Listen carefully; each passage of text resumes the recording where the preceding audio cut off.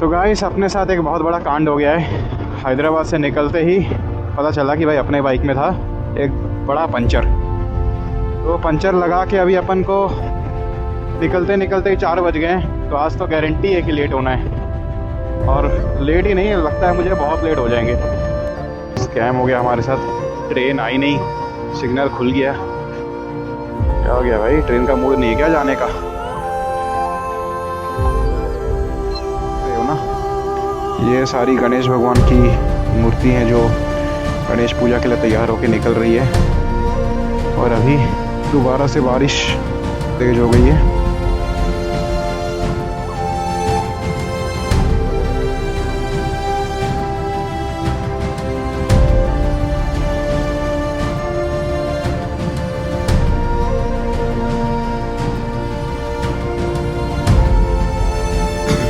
Hello guys, this is Paramveer Singh. I welcome you back to my channel Life Beyond Teams once again. I hope you all are doing fine. तो आज हम ride करने वाले हैं हैदराबाद से लेकर के नागपुर तक, which is around 500 kilometers, and we are starting in afternoon. So I guess today also the ride will be continued till the night. So let's jump directly into the video and see more details there.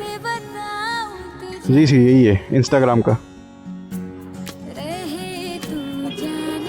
चलो thank you भैया, bye.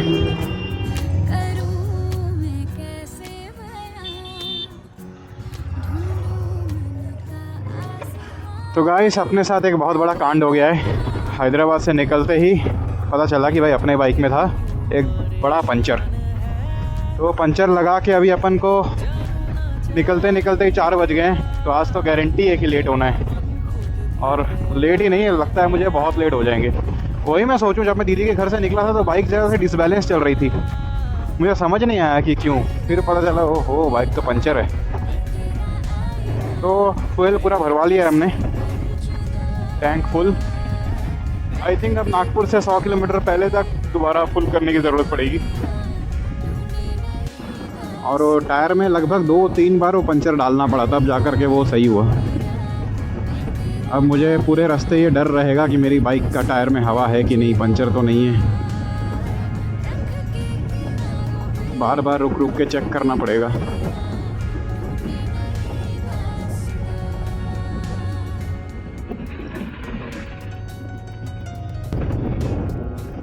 तो दोस्तों ये वाली जो सड़क है ना, ये आपको कनेक्ट करती है NH44 से। तो वापस अपन दोबारा NH44 पे आ जाएंगे, जो कि है श्रीनगर कन्याकुमारी हाईवे, और उसी पे हमको चल के जाना है नागपुर तक।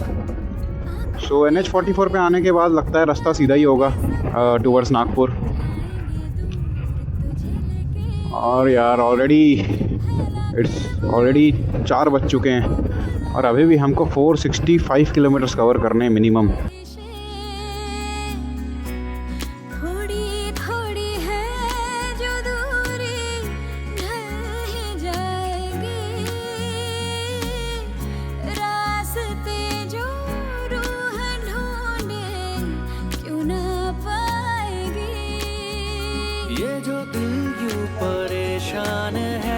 अभी जा रहा, मेरा एक भाई का शादी है नागपुर पंजाब में, उधर जा रहा हूँ।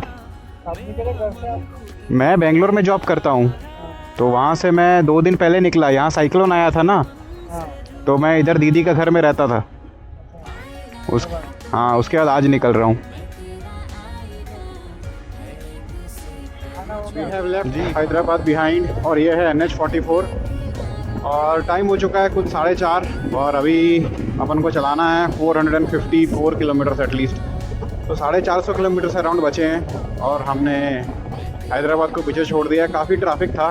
बेसिकली जो NH44 है वो हैदराबाद के पास अंडर कंस्ट्रक्शन है, तो उस वजह से काफ़ी ट्रैफिक था। और मेन बात है यहाँ पे लास्ट 2 दिन में बहुत ज़्यादा बारिश हुई है, तो उसकी वजह से भी कहीं कहीं पर वाटर ब्लॉकेजेस वगैरह थे। पर खैर अभी रास्ता क्लियर है। वेदर के हिसाब से आगे जाके आदिलाबाद के पास शायद थोड़ी सी हमको रेन मिल सकती है, क्योंकि वहाँ बारिश का मौसम दिखा रहा था। बाकी वहाँ जा कर के ही पता चलेगा कैसा है मौसम।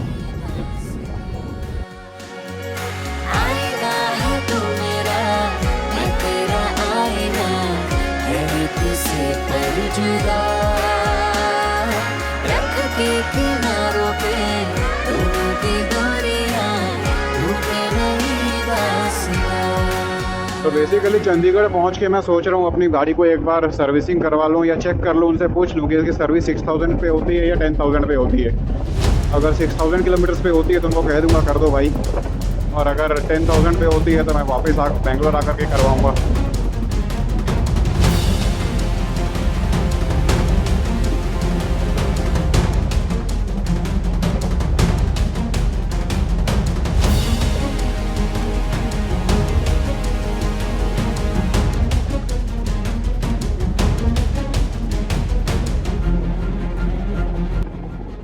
अरे भाई साहब, बिना इस तरफ देखे ही क्रॉस कर रहा है वो।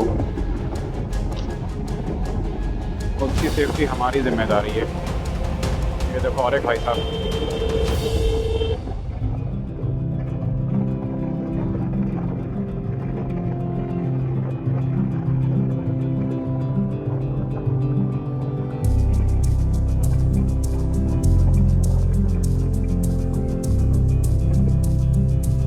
तो दोस्तों, ये जो आप रोड देख रहे हो ना, ये है कामारेड्डी रोड। सो बेसिकली यहाँ पे एक गांव है कामारेड्डी नाम का, तो उसके नाम पे ये रोड है। तो जो NH44 है वो शायद सीधा निकल गया है, तो हमें मैप ने यहाँ से रास्ता दिखाया है, तो हम यहाँ से चल लेते हैं, देख लेते हैं। वैसे आगे जा कर के वो रास्ता वही NH44 में मिल रहा है 8.7 किलोमीटर्स के बाद। ठीक है, कोई बात नहीं, एक छोटा सा गांव भी देख लेंगे। तो फिलहाल हमारे दिन के 100 किलोमीटर्स पूरे होने वाले हैं and we started at around 3:30 और 5:30 बज रहे हैं। 2 घंटे में बस 100 किलोमीटर। और रास्ते में काफ़ी जाम वगैरह थे, टायर पंचर हो गया, ऑल दोज थिंग्स। और ये देखो भाई, यहाँ पे अपन को मिल गया रेलवे क्रॉसिंग ब्रिज। अब पता नहीं ट्रेन कब आएगी, कब हम जाएंगे।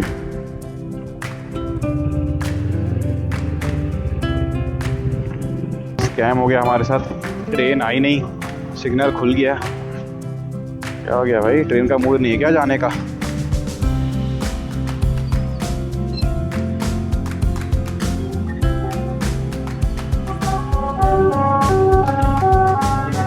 चलो, हमारे लिए तो भाई अच्छा ही है, जल्दी खुल गया।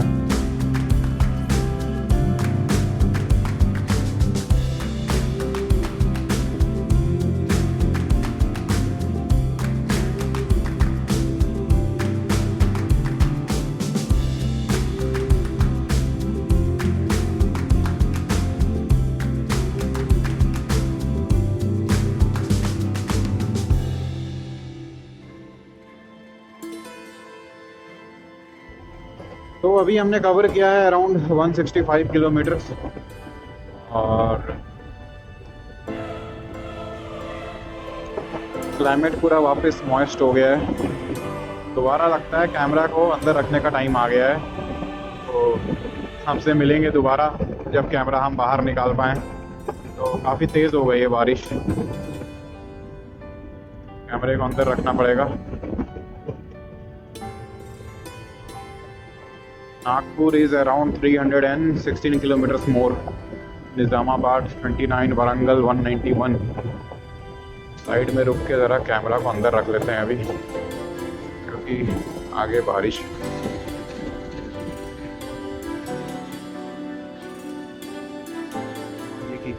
तो बेसिकली जो मूर्तियाँ थी ना गणेश भगवान जी की, वो यहीं से जा रही हैं शायद। यहाँ पे बहुत सारी जो मूर्तियाँ हैं वो तैयार हो रही हैं, अभी भी तैयार हो रही हैं। और वो देखिए, और एक ट्रक में लोड हो रही है मूर्ति। और अभी दोबारा से बारिश तेज़ हो गई है, मोबाइल वगैरह सब कुछ अभी रखना पड़ेगा अंदर। ये मोबाइल तो यहीं लगा रहेगा। कैमरा बहुत ही बड़ा कांड हो गया एक्चुअली। सो बेसिकली क्या है कि मेरी गाड़ी में जो पंचर था वो एक मेजर पंचर है और उस पर री पंचर हो गया है। तो अब उस रात को 9 बजे वो पंचर वाले ने बोला कि इसकी कोई गारंटी नहीं है कब तक चलेगा कब तक नहीं चलेगा, अगर चलता है तो चलता है, नहीं चलता है तो फिर कभी भी इसका पासा पलट सकता है। एंड पता नहीं अब इसका रोड का इसका टायर कितने का आएगा। This was a bad experience यार। ये पंचर, अब ऐसे पंचर अगर हो गए तो फिर क्या कर सकता है आदमी।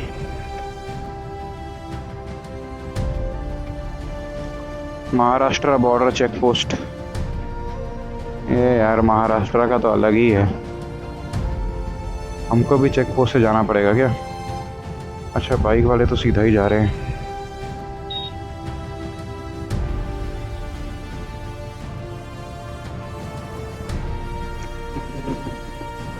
तो गाइस अभी अपन तेलंगाना पीछे छोड़ करके महाराष्ट्र में घुस रहे हैं और today was really a pathetic day. I must say really a bad experience. बहुत ही ज़्यादा धक्का हो गया हमारे साथ। अब पूरे ट्रिप में मैं टेंशन में हमेशा रहूँगा कि भाई टायर मेरी क्या कंडीशन है। या तो ये हो सकता है कि मैं चंडीगढ़ में कहीं पे इसका टायर वगैरह पता करके चेंज करवा लो। इसका टायर भी बहुत महंगा आता है, ऐसा नहीं है कि ये कोई सस्ता टायर है। और रोड्स यहाँ से ख़राब हैं जहाँ तक मुझे पता है महाराष्ट्र के। पिछले बार भी मैं जब नागपुर की तरफ गया था तो रोड्स वहाँ पे थोड़े ख़राब थे।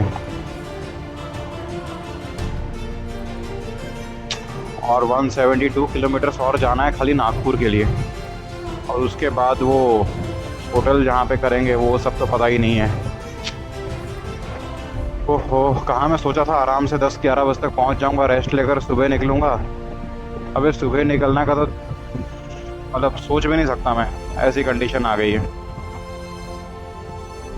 दूर दूर तक कुछ नहीं दिख रहा और फिर से दोबारा बारिश शुरू हो चुकी है। फिर से मुझे रखना पड़ेगा अंदर सारा सामान।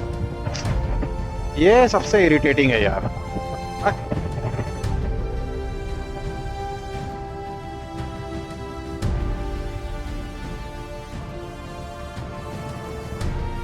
आप ये जो देख रहे हैं टोल, ये है बेसिकली नागपुर के पास का टोल है। ये Nagpur is around more 33 kilometres. Basically my hotel is 33 kilometres where I am have book my stay. और शायद हाफ एन आवर में पहुंच जाएंगे हम। सेंटर कर देते हैं इसको। बाइक ये आप देख सकते हैं। So finally we have reached Nagpur.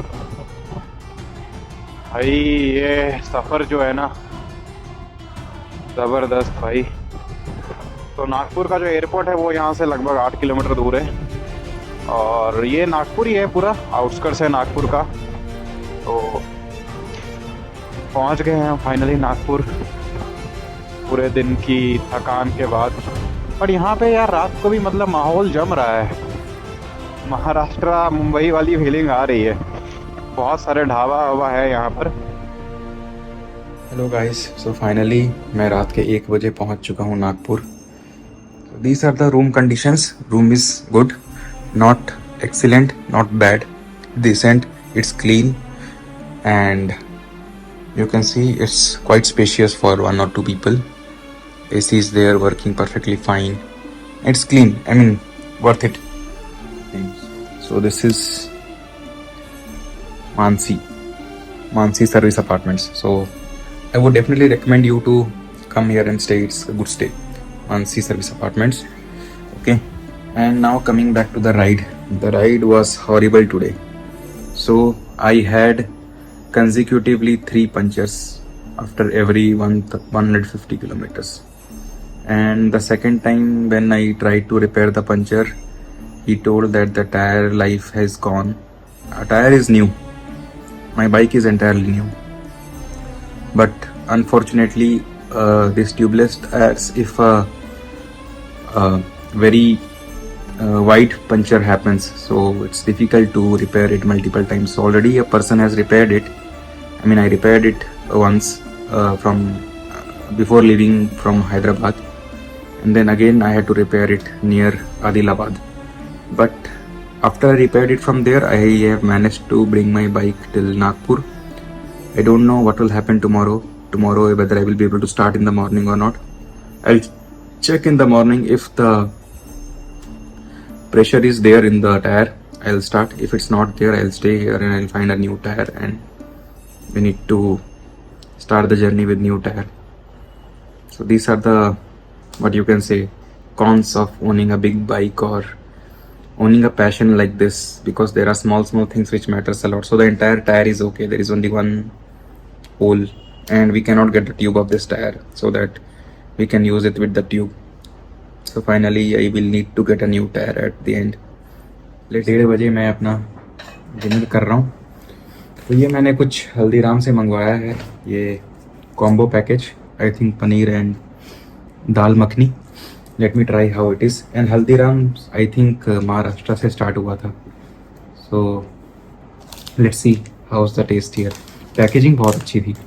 तो अब यहाँ पे खाएंगे और फिर सो जाएंगे. सुबह उठ के देखा जाएगा भाई क्या करना है क्या नहीं करना है. See you guys tomorrow morning. And I hope ऐसी राइड किसी की ना हो जैसी मेरी आज थी. बहुत ही मुश्किल से मैं पहुँचा हूँ यहाँ. Never ever travel in night near Maharashtra और नियर नागपुर.